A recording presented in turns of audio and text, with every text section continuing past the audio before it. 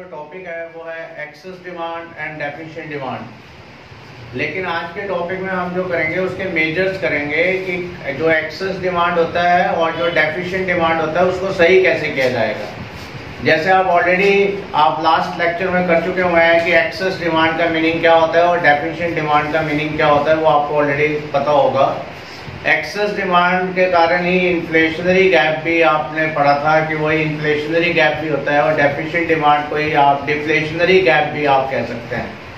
लेकिन आज की क्लास में हमारा मीनिंग नहीं है। आज की क्लास में हमारा जो डेफिशिएंट डिमांड है या जो एक्सेस डिमांड है वो एक प्रॉब्लम है हमारे लिए, और उस प्रॉब्लम को सॉल्व करने के लिए हमारे पास कितने मेथड्स हैं आज वो हम सीखेंगे और आपको सिखाया जाएगा। तो उसमें हम देखते हैं, टॉपिक का नाम है measures to correct excess demand and deficient demand. Excess demand का मतलब है इन्फ्लेशनरी गैप को कैसे ठीक किया जा सकता है, और डेफिशिएंट डिमांड का मतलब है डिफ्लेशनरी गैप को कैसे ठीक किया जा सकता है। तो इसके लिए हमारे पास दो ब्रॉड कैटेगरीज हैं, एक मॉनेटरी पॉलिसीज है और एक फिस्कल पॉलिसीज है। मॉनेटरी पॉलिसीज को अभी हम डिटेल में करेंगे। मॉनेटरी पॉलिसी वो पॉलिसी होती है जिसमें किसी देश का उसको सेंट्रल बैंक चलाता है। इंडिया के अंदर जो सेंट्रल बैंक है उसका नाम है रिजर्व बैंक ऑफ इंडिया। तो जो मॉनेटरी पॉलिसी होती है वो operated, regulated and controlled by the central bank. तो मॉनेटरी पॉलिसी में मेन सेंट्रल बैंक ये देखता है कि कितनी न्यू करेंसी आपने प्रिंट करनी है, ज़्यादा प्रिंट करनी है या कम प्रिंट करनी है, और पूरा जितना भी मनी स्ट्रक्चर होता है, लैंडिंग पावर वगैरह होती है, कितनी बढ़ानी है कितनी कम करनी है, वो सब आपका सेंट्रल बैंक के हाथ में होता है। तो इंडिया के अंदर जो सेंट्रल बैंक है उसका नाम है आरबीआई। तो जो मॉनेटरी पॉलिसी होती है वो आरबीआई चलाता है, जिसको अभी हम डिफाइन भी करेंगे। अब आते हैं दूसरा जो आपके पास मेजर्स है वो है फिस्कल पॉलिसी। फिस्कल पॉलिसी जो होता है वो किसी देश की गवर्नमेंट चलाती है, ठीक है। इंडिया में सेंट्रल गवर्नमेंट है वो उसको ऑपरेट करती है फिस्कल पॉलिसी को, और जो फिस्कल पॉलिसी होती है वो budgeting policy of the government कह सकते हैं आप। Budgeting policy of the government, budgeting policy of the government होता है जिसमें एक तरफ एक्सपेंडिचर होते हैं और एक तरफ गवर्नमेंट की रिवेन्यूज होती है। तो गवर्नमेंट को रिवेन्यूज कहाँ से आते हैं? बेसिकली टैक्स से आते हैं, और टैक्स दो तरह के होते हैं, उनको भी हम एक्सप्लेन करेंगे, डायरेक्ट टैक्स और इनडायरेक्ट टैक्स। तो अभी हम शॉर्ट में अगर बात करें तो मेजर्स आपके पास दो हैं, एक मॉनेटरी पॉलिसी और एक fiscal policy. Monetary policy central bank operate करते हैं, इंडिया में उसको आरबीआई कहते हैं, और फिस्कल पॉलिसी जो है वो गवर्नमेंट ऑपरेट करती है। तो अब हम देखते हैं कि जब एक्सेस डिमांड और डेफिशिएंट डिमांड को ठीक करना होगा तो मॉनेटरी पॉलिसी के पास भी कुछ इंस्ट्रूमेंट हैं और फिस्कल पॉलिसी के पास भी कुछ इंस्ट्रूमेंट हैं। तो पहले हम उनकी लिस्ट देख लेते हैं और फिर वन बाय वन सबको हम एक्सप्लेन करेंगे। तो टॉपिक का नाम है measures to correct excess demand and deficient demand. अब इसमें मेजर्स हैं। मेजर्स आपका क्या है, जरा ध्यान से देखें। मेजर्स में आपका मॉनेटरी पॉलिसी आता है और दूसरी तरफ आपका जो है वो फिस्कल पॉलिसी है। तो मॉनेटरी पॉलिसी अभी मैंने आपको कह दिया कि इसको किसी देश का सेंट्रल बैंक ऑपरेट करता है। सेंट्रल बैंक इंडिया में आरबीआई है, आरबीआई मॉनेटरी पॉलिसी को ऑपरेट करता है। फिस्कल पॉलिसी जो होती है ये budgeting policy of the country होती है, इसमें गवर्नमेंट के एक्सपेंडिचर्स और रेवेन्यूज को लिया जाता है। तो अब हम देखते हैं कि एक्सेस डिमांड और डेफिशिएंट डिमांड को ठीक करने के लिए हमारे पास ये दो, एक टाइप से आप कह सकते हैं वेपन्स हैं जिससे हम लड़ाई कर सकते हैं। मॉनेटरी पॉलिसी आपको इम्प्लीमेंटेशन कर सकते हैं करेक्ट डिमांड को ठीक करने के लिए, एक्सेस डिमांड को ठीक करने के लिए और डेफिशिएंट डिमांड को ठीक करने के लिए। अब इसके इंस्ट्रूमेंट है मॉनेटरी पॉलिसी के अंदर, अब इसके इंस्ट्रूमेंट आ रहे हैं। इंस्ट्रूमेंट इसके जो मेन है वो आप ध्यान से देखिएगा। सबसे पहला आपका बैंक रेट है, इसको आप डिस्काउंट रेट पॉलिसी भी कह सकते हैं, वो भी अभी हम डिफाइन करेंगे। बैंक रेट को डिस्काउंट रेट पॉलिसी भी कह सकते हैं। सेकंड आपका है open market operation. Third point है legal reserve ratio. Legal reserve ratio के अंदर दो बड़ी इंपॉर्टेंट रेशो आती हैं, cash reserve ratio, statutory reserve ratio. तो कैश रिजर्व रेशो को हम सीआरआर कह देते हैं, स्टैट्यूटरी रिजर्व रेशो को हम एसआरआर कह देते हैं। उसके बाद आता है margin requirement of loan and rationing of credit, consumers credit, moral associations and direct action, जिनको हम स्टेप बाय स्टेप एक्सप्लेन करेंगे। मॉरल एसोसिएशन का मतलब होता है कि आप किसी को रिक्वेस्ट कर रहे हैं, किसी को एडवाइस कर रहे हैं, किसी को आप इन्फॉर्म कर रहे हैं कि आप ये करें या ना करें। डायरेक्ट एक्शंस का मतलब होता है कि जब कोई बैंक आरबीआई की पॉलिसी को फॉलो नहीं करता है, सेंट्रल बैंक की, तो उस बैंक के अगेंस्ट कोई डायरेक्ट एक्शन ले सकता है। आरबीआई पेनल्टी लगा सकता है, फाइन लगा सकता है या और कई तरह के एक्शन ले सकता है डायरेक्ट एक्शंस के अंदर। मॉरल एसोसिएशन में यही है कि जो आरबीआई है वो आपको एडवाइस करता है बैंक्स को, कमर्शियल बैंक्स को, कि आप हमारी जो पॉलिसीज हैं उनको फॉलो कीजिए। कंज्यूमर्स क्रेडिट का मतलब है कि जैसे आप गाड़ी लेने जाते हैं, कार लेने जाते हैं, स्कूटी लेने जाते हैं, तो आप फाइनेंस करवा लेते हैं, तो आप कुछ पैसे नगद देकर उससे आप गाड़ी घर ले आते हैं। तो कंज्यूमर क्रेडिट जितना ज़्यादा होगा तो मार्केट में डिमांड भी ज़्यादा होगी, ये जान लेते हैं ना। और कंज्यूमर क्रेडिट कम होगा तो मार्केट में डिमांड भी कम होगी। तो इसका कैसे यूज होगा अभी हम उनको स्टेप बाय स्टेप देखेंगे। अब हम आते हैं फिस्कल पॉलिसी। फिस्कल पॉलिसी में आप देखेंगे इसमें भी इंस्ट्रूमेंट्स हैं और इसके अंदर मैंने 3 इंस्ट्रूमेंट मेन लिए हैं। पब्लिक एक्सपेंडिचर, पब्लिक रिवेन्यू जिसको हम टैक्स कहते हैं, एंड पब्लिक डेब्ट। पब्लिक डेब्ट का दूसरा नाम है पब्लिक बोरिंग। पब्लिक एक्सपेंडिचर का मतलब होता है जो गवर्नमेंट आपका रोड पे खर्च कर रही है, डैम्स बना रही है, स्कूल बना रही है, हॉस्पिटल्स बना रही है, इसके ऊपर जो पैसा गवर्नमेंट लगाती है उसको हम पब्लिक एक्सपेंडिचर कहते हैं।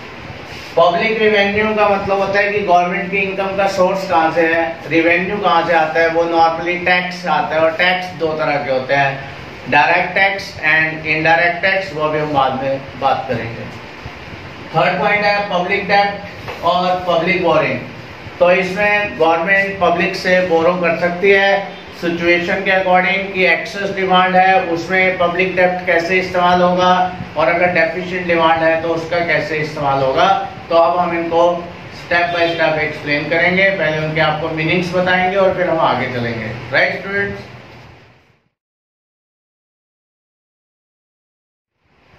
ओके स्टूडेंट्स, अब हम एक्सेस डिमांड को ठीक करने से पहले या डेफिशिएंट डिमांड को ठीक करने से पहले हमारी वो जितनी भी टर्म्स थी अभी जो आपने देखा था, ताकि बाद में प्रॉब्लम ना हो, तो पहले हम जितनी भी टर्म्स हैं, bank rate, open market operation, CRR, SLR, इनके सबके पहले हम मीनिंग्स जान लेते हैं। और मीनिंग्स करने के बाद हमें हर चीज़ को करना ईजी हो जाएगा कि एक्सेस डिमांड को कैसे ठीक किया जाता है, how to control the excess demand and how to control the deficient demand. तो उनको ठीक करने से पहले हम सारी टर्म्स के मीनिंग देख लेते हैं। तो सबसे पहली बात तो आपके माइंड में ये आता है कि मॉनेटरी पॉलिसी क्या होता है, बैंक रेट क्या होता है, CRR क्या होता है, ओपन मार्केट ऑपरेशन क्या होता है। तो वो सारे हम अभी एक स्टेप बाय स्टेप मीनिंग करने जा रहे हैं। तो सबसे पहले जैसे हम फॉर एग्जाम्पल मॉनेटरी पॉलिसी ले लेते हैं। तो मॉनेटरी पॉलिसी अभी मैंने आपको बताया था, monetary policy is that policy which is regulated and controlled by the central bank in India, that is RBI। तो जो आपका पॉलिसी होती है monetary policy is regulated controlled by the central bank in India, RBI, right, जो कि पूरा banking structure को control करके चलता है। और इंडिया के अंदर जो पूरा बैंकिंग स्ट्रक्चर होता है कि मनी सप्लाई कितना करना है कितना नहीं करना है, वो RBI के द्वारा डिसाइड होता है। RBI mean reserve bank of India. तो इसको हम मॉनेटरी पॉलिसी कहते हैं। नेक्स्ट आपके माइंड में आ रहा होगा कि बैंक रेट क्या होता है। Bank rate is the standard rate at which central bank provide loan to its commercial bank. Bank rate एक वो स्टैंडर्ड रेट होता है जिसके ऊपर RBI सेंट्रल बैंक अपने कमर्शियल बैंक्स को फंड्स अवेलेबल करवाता है, उनको लेंड्स करता है, उनको उधार देता है, उसको बैंक रेट कहते हैं। तो बैंक रेट का भी आपको मीनिंग क्लियर हो गया। अब हम आते हैं ओपन मार्केट ऑपरेशन क्या होता है। Open market is that process in which government securities sell and purchase by the central bank, जिसमें शेयर्स को, सिक्योरिटीज को खरीदा जाता है और बेचा जाता है किसके द्वारा, सेंट्रल बैंक के द्वारा। Open market operation means in which securities purchase and sales by the central bank in India, RBI। And CRR cash reserve ratio क्या होती है? कैश रिजर्व रेशो वो रेशो होती है जिसमें कमर्शियल बैंक के पास जो डिपॉजिट्स होते हैं उनका कुछ परसेंटेज, जो फिक्स परसेंटेज है, वो हमें सेंट्रल बैंक के पास रखवाना पड़ता है। इन इंडिया जो कमर्शियल बैंक है like SBI, Canara bank, commercial bank SBI, Canara bank, Punjab National Bank, they have to keep some percentage of their deposit with RBI. तो इनको अपने डिपॉजिट्स का कुछ परसेंटेज आरबीआई के पास रखवाना पड़ता है। तो अब हम इन टर्म्स को देख लेते हैं। Bank rate and discount rate policy. Bank rate is defined at the standard rate at which central bank lends fund to the commercial bank. जिस रेट पे सेंट्रल बैंक अपने कमर्शियल बैंक को लोन देता है बाय परचेजिंग और rediscounting the bills of exchange. Rediscounting जिसको आप accounts में पढ़कर आए हो 11th क्लास के अंदर, बिल्स ऑफ एक्सचेंज और other commercial papers issued by the commercial bank. तो कमर्शियल बैंक अपने कमर्शियल पेपर को आरबीआई के पास रखवाकर उसके ब्याज पे क्या ले सकता है? लोन ले सकता है। अब हम आते हैं ओपन मार्केट ऑपरेशन क्या होता है? It refer to purchase and sale. अभी मैंने आपको बताया था purchase and sale of government securities in the open market, बाजार में बेचना public and commercial bank by the central bank. तो इसको सेंट्रल बैंक चलाता है क्योंकि जो सेंट्रल बैंक होता है वो गवर्नमेंट का एडवाइजर भी होता है, एजेंट भी होता है, बैंकर भी है, एजेंट भी है, एडवाइजर भी है। तो सारे के सारे काम गवर्नमेंट के जो है वो आरबीआई करता है। अब आता है मॉनेटरी पॉलिसी। मॉनेटरी पॉलिसी भी मैंने आपको बता दिया है। Monetary policy refer to the policy of central bank of a country to control money supply and credit in the economy.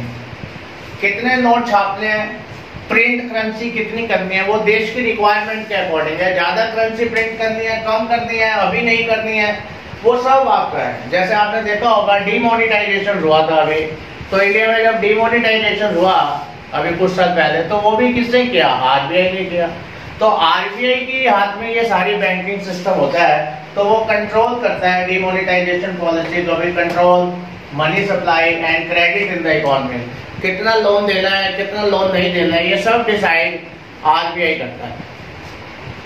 Next point है द कैश रिजर्व रेशियो, जिसको हम CRR के नाम से भी जानते हैं। सीआरआर अभी मैंने आपको बताया था कि ये वो परसेंटेज होते हैं जिसमें कमर्शियल बैंक जो होते हैं, जो कमर्शियल बैंक होते हैं उनको लोन मिलता है। ठीक है, यानी कि जो कमर्शियल बैंक होते हैं वो क्या करते हैं, जो उनके पास डिपॉजिट्स आते हैं, कमर्शियल बैंक के पास जो डिपॉजिट आते हैं उनका कुछ परसेंटेज उनको सेंट्रल बैंक के पास रखवाना पड़ता है। It is the minimum percentage of the deposit of the commercial bank which is kept with the RBI in cash। तो ये एक मिनिमम परसेंटेज होता है जो आरबीआई के पास कमर्शियल बैंक को रखवाना पड़ता है, किसको छोड़कर? Net demand and time liabilities. तो ये चीजें ध्यान रखें कि फ्यूचर में रिजर्व के तौर पर कमर्शियल बैंक जो होते हैं उनके पास जितने डिपॉजिट आते हैं उसका कुछ परसेंटेज किसके पास रखवाना पड़ता है? RBI means central bank.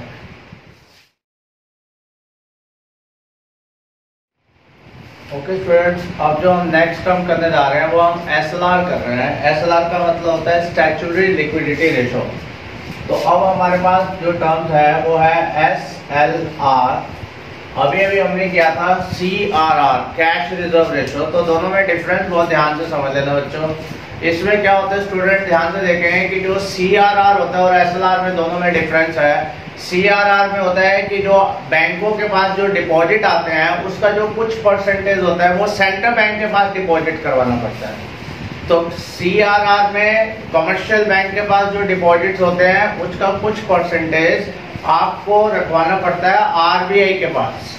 लेकिन जो एसएलआर होता है, एसएलआर में भी जो बैंकों के पास डिपॉजिट होते हैं उनका जो कुछ परसेंटेज होता है वो उनको अपने पास ही रखना होता है इन the form of liquid assets.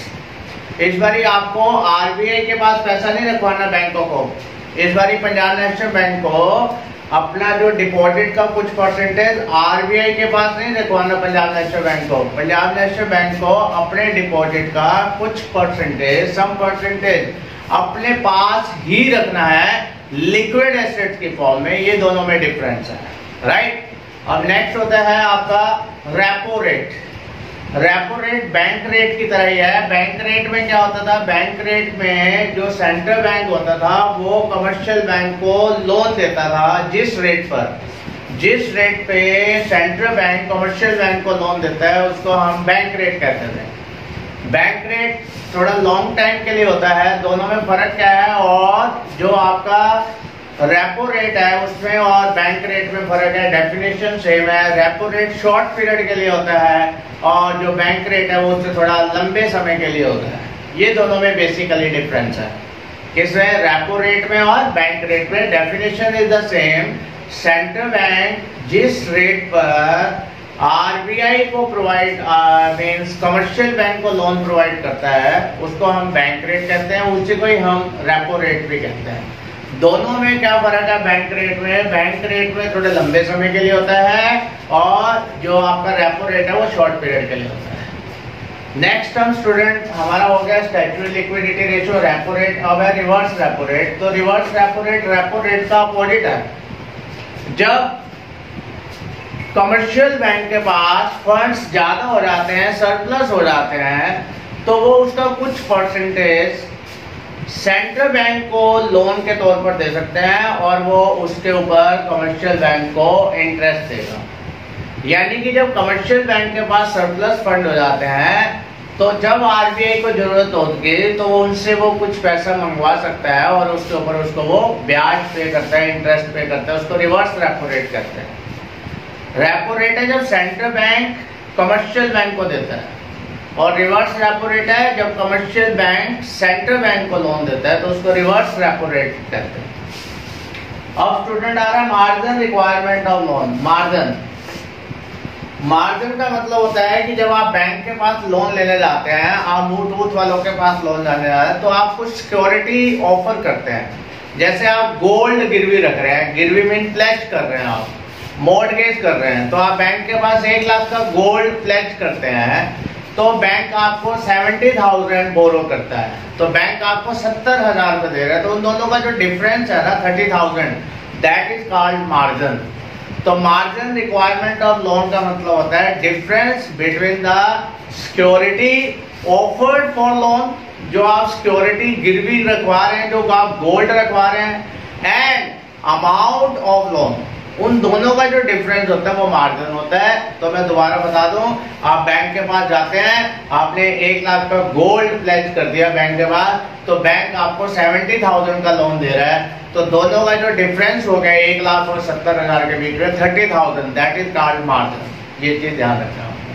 तो margin requirement of loan. Direct action, अगर कमर्शियल बैंक आरबीआई की पॉलिसी को फॉलो नहीं करते हैं तो जो आरबीआई है, जो सेंट्रल बैंक है, वो उनके अगेंस्ट एक्शन ले सकता है। इसको हम डायरेक्ट एक्शन कहते हैं। तो आरबीआई ये चाहता है, आरबीआई वांट्स कि जो कमर्शियल बैंक है वो उसकी पॉलिसीज को फॉलो करे इन्फ्लेशन और डिफ्लेशन के टाइम में।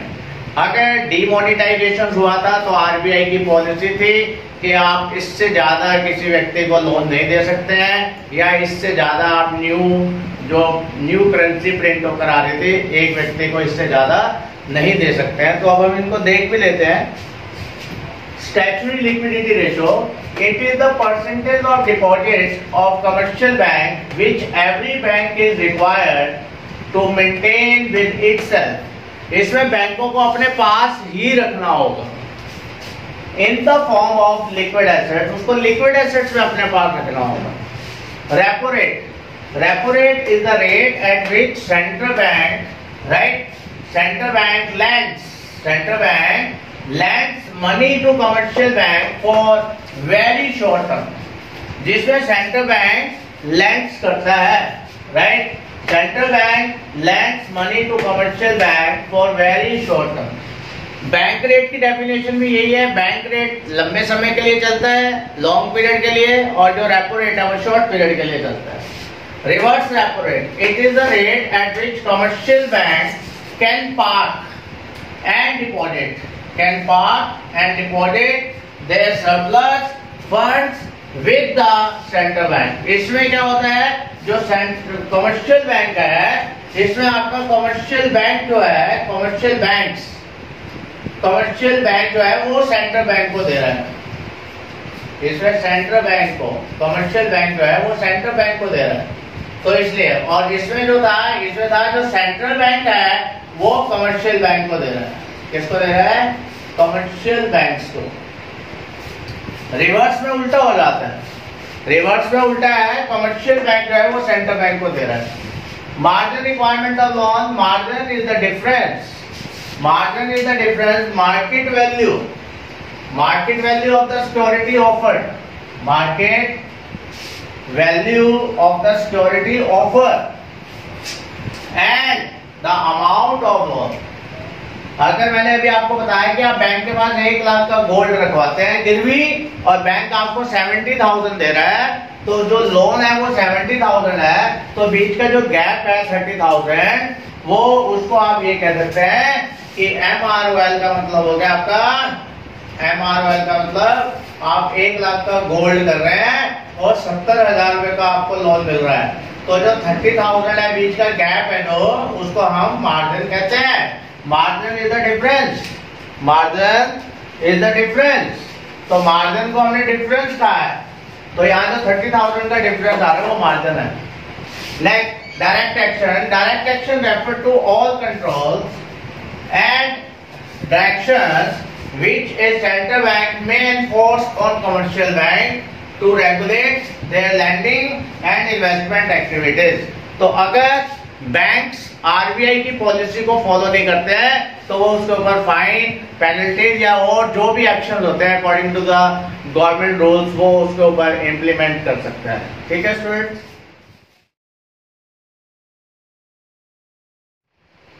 ओके स्टूडेंट्स, अब जो हम नेक्स्ट टर्म करने जा रहे हैं वो आप ध्यान से देखें। तो नेक्स्ट टर्म हमारा है मॉरल सिचुएशन। मॉरल सिचुएशन का मतलब होता है it is appeal, request and suggestion bye the central bank. Central bank appeal करता है, सजेशन करता है, ठीक है, रिक्वेस्ट करता है किसको? To commercial bank, so that commercial bank follow and cooperate the policy of RBI. यानी कि आरबीआई अपने कमर्शियल बैंक को ये रिक्वेस्ट करता है, अपील करता है, उसको सजेशन करता है, परसुएशंस करता है उसको कि जितनी भी आरबीआई की पॉलिसीज हैं, जो उसकी मॉनेटरी पॉलिसी है, उसके साथ वो कोऑपरेट करें। तो अगर वो उसके साथ कोऑपरेट करता है तो आरबीआई की उसमें सक्सेसफुल हो जाता है। जैसे मैं बार बार आपको एग्जांपल दे रहा हूँ, ड्यूरिंग डीमोनेटाइजेशन आरबीआई सभी बैंकों को रिक्वेस्ट करता था कि उसकी जो पॉलिसी है उसके साथ कोऑपरेट कीजिए, और वो पॉलिसी में उन्होंने कोऑपरेट करा तो आरबीआई की जो पॉलिसी है वो सक्सेस हो गई। तो इसको हम क्या कहते हैं? इसको हम कहते हैं मॉरल सिचुएशन। अब आता है fiscal policy. Fiscal policy is that policy which is related to the budgetary policy of the government. It is the budgetary policy of the government. जो आपकी सेंट्रल गवर्नमेंट होती है आपके देश की, उसकी जो बजटरी पॉलिसी होती है उसको हम फिस्कल पॉलिसी कहते हैं। और you can say fiscal policy related to revenue and expenditure of the government. Government का जितना भी रिवेन्यू आता है, तो गवर्नमेंट का जो रिवेन्यू होता है वो टैक्स से आता है, और टैक्स दो तरह के होते हैं, direct tax and indirect tax. तो वो दोनों तरह के टैक्स आते हैं, उससे गवर्नमेंट को इनकम होती है। और एक्सपेंडिचर जो गवर्नमेंट रोड पे, स्कूल्स पे, हॉस्पिटल्स पे जो पैसा इनकर्ड करती है उसको हम एक्सपेंडिचर कहते हैं। तो इसको हम फिस्कल पॉलिसी कहते हैं। फिस्कल पॉलिसी के बाद स्टूडेंट नेक्स्ट हमारा डेफिसिट फाइनेंसिंग। डेफिसिट फाइनेंसिंग का मतलब होता है प्रिंट न्यू करेंसी, क्योंकि गवर्नमेंट के एक्सपेंडिचर कम हो जाते हैं और गवर्नमेंट के पास रिवेन्यूज कम होते हैं और एक्सपेंडिचर ज़्यादा हो जाते हैं, तो गवर्नमेंट के पास खर्च करने के लिए जो पैसा अवेलेबल नहीं होता, कैश अवेलेबल नहीं होता है, तो उस कैश को पूरा करने के लिए तो गवर्नमेंट नई करेंसी प्रिंट करती है, जिसको डेफिसिट फाइनेंसिंग कहते हैं। नेक्स्ट है पब्लिक डेब्ट। कभी कभी गवर्नमेंट इन्फ्लेशन और डिफ्लेशन को ध्यान में रखकर, एक्सेस डिमांड और डेफिशिएंट डिमांड को ध्यान में रखकर मार्केट में सिक्योरिटीज इशू करती है, जिसको पब्लिक परचेज करती है, यानी कि पब्लिक से लोन लेती है, बोरो करती है। पब्लिक डेब्ट का मतलब होता है बोरो करना। तो पब्लिक से कैसे बोरो करेंगे, उनको टाइम टू टाइम सिक्योरिटीज बाजार में इशू करा जाएगा, जिसको पब्लिक खरीदती है और वो पैसा फिर किसके पास चला जाता है, गवर्नमेंट के पास चला जाता है। उसको हम पब्लिक डेब्ट कहते हैं। गवर्नमेंट एक्सपेंडिचर, गवर्नमेंट एक्सपेंडिचर का मतलब होता है it is the expenditure of government which is incurred on hospital, administration services, schools, dam, defence. जो इन चीजों पे गवर्नमेंट का पैसा खर्च होता है उसको पब्लिक एक्सपेंडिचर कहते हैं। तो अब स्टूडेंट इसको देख लेते हैं एक बार। Moral situation, moral situation implies persuasion, request, advice, appeal by the central bank to commercial bank। Commercial bank को हम अपील की जाती है to cooperate with the monetary policy of the central bank, कि वो कोऑपरेट करें किसके साथ, मॉनेटरी पॉलिसी के साथ। जैसे कि मैंने आपको बोला टाइम टू टाइम आरबीआई की अपील आती रहती है बैंकों को, जैसे कि डिमोनेटाइजेशन के टाइम में हुआ था। Fiscal policy, fiscal policy refer to the budgetary policy of the government और the policy related to revenue and expenditure of the government, जो कि गवर्नमेंट के रेवेन्यू से बिलोंग करती है और किससे बिलोंग करती है, expenditure, with to correct the situations of excess demand और deficient demand in the economy. Economy में एक्सेस डिमांड भी हो सकती है और डेफिशिएंट डिमांड भी हो सकती है। इनको ठीक करने के लिए आपका फिस्कल पॉलिसी बनाई जाती है। Deficit financing, very simple. It refers to the issue of new currency by the government. New currency issue की जाती है जब गवर्नमेंट के पास खर्चे ज्यादा हो जाते हैं, यानी कि एक्सपेंडिचर ज्यादा है और इनकम्स कम है। Public debt, it refers to the borrowing by the government by issuing certain securities। तो गवर्नमेंट टाइम टू टाइम अपने कुछ सिक्योरिटीज इशू करती है पब्लिक को और उसके थ्रू वो पब्लिक से लोन ले लेते हैं, जिसको हम बोरिंग कहते हैं। Government expenditure, it refer to government expenditure on education, health, administration, defence and others. तो इस तरह से ये हमारी कुछ बेसिक टर्म्स हैं जो स्टूडेंट इस चैप्टर्स में हमें काम आएंगी, ये ध्यान रखें।